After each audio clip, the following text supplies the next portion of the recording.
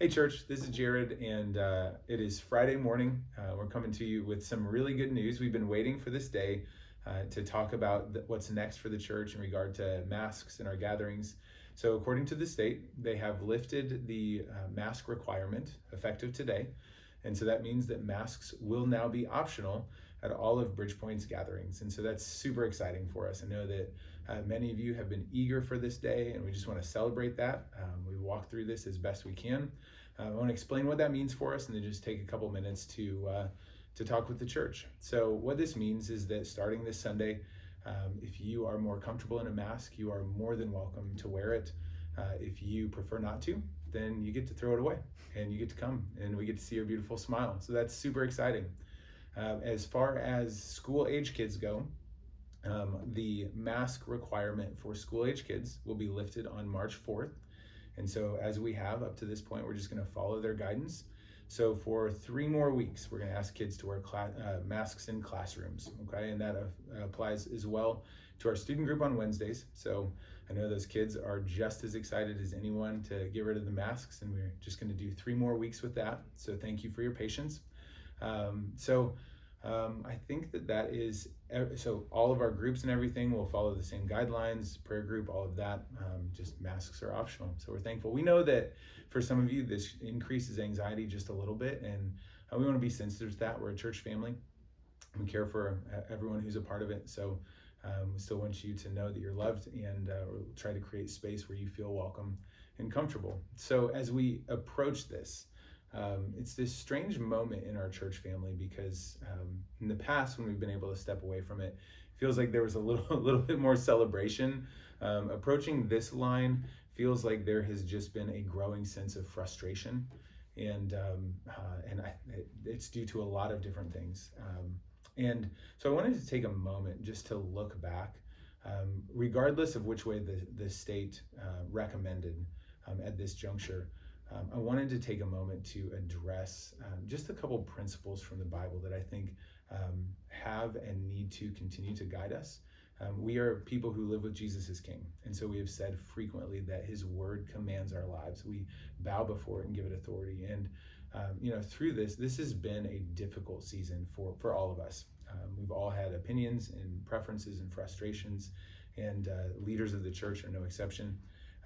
So I want to speak into this from a discipleship standpoint. What does it mean for us to be disciples during this time?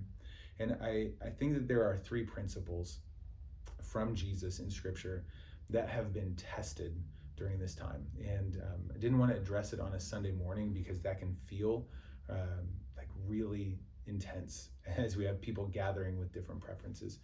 But I wanted to take a moment personally to just speak into this. So the first is this. As I have literally laid before the Lord and begged for wisdom during this season, it has been pressed upon my heart that the church's relationship, the church's posture toward the government in matters that do not affect our worship or how we treat people needs to be a posture of honor. There is just no place in Scripture where civic defiance for people who believe in Jesus and follow Him is appropriate. Like, you look at the Old Testament, and Daniel in exile lived as someone who was in every way blameless. The only thing people could find against him was that he stopped 3 times a day to honor his God and pray. And in the New Testament, over and over, there are several different examples of this. People are encouraged to honor the authorities set above them. There's even one place where Christians who are suffering persecution at the hands of the emperor are told to honor the emperor and pray for him. And so we just get this picture in the New Testament that we are to be people, as followers of Jesus, who honor the authorities set above us. And so as a church, as an organization, that's why we've taken that posture. And the hope is that as followers of Jesus individually, we would do that as well. We do that, moving forward, whatever that means. The second principle that I think has been challenged here, Philippians chapter 2 says, do everything without complaining or arguing. And it follows that command by saying, do this so that you would become children of God without fault in this crooked and depraved generation in which you will shine like stars in the universe. What this is saying is that for followers of Jesus, when we disagree with the government or with each other, when we are frustrated by what is happening in the world around us, we don't complain or argue. And it's the decision not to do this that actually makes us stand out. That in this world full of outrage, world full of defiance and frustration and dark lines of division, the church takes a different posture. People of Jesus don't argue or complain.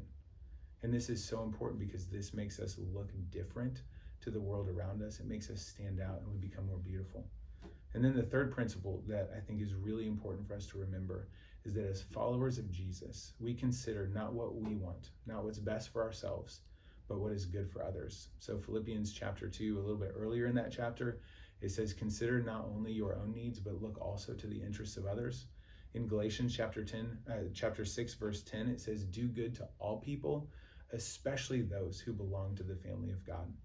And I think that during this time, we have just drifted a little bit more into an isolated, self-focused perspective where we are so caught up in what we feel about different things that we forget how sometimes our actions or our attitudes might impact others. And so as we emerge from this, like this is a day of good news. I'm thankful for this, but I also don't want to miss this opportunity for our hearts to be shaped by Jesus.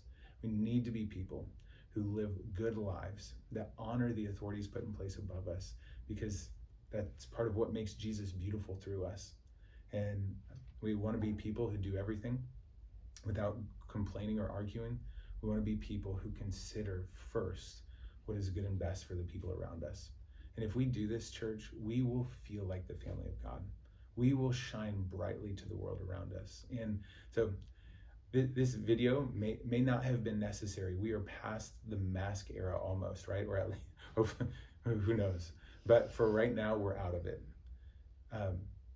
But I didn't want to miss this opportunity to speak to our hearts, because if we get to throw away the masks but still have a part of our heart that is not looking like Jesus, then there is a problem there. And so I love you, church. I hope you know that. And as your pastor, it's my honor and joy to speak into these, even though it's hard. It's been a difficult season. I just want you to hear, I care about you. And I want us to emerge as a church looking more and more like Jesus. And so I think these three principles will help us get to that. So I'll see you on Sunday, maybe even without a mask and a huge smile on your face. Can't wait.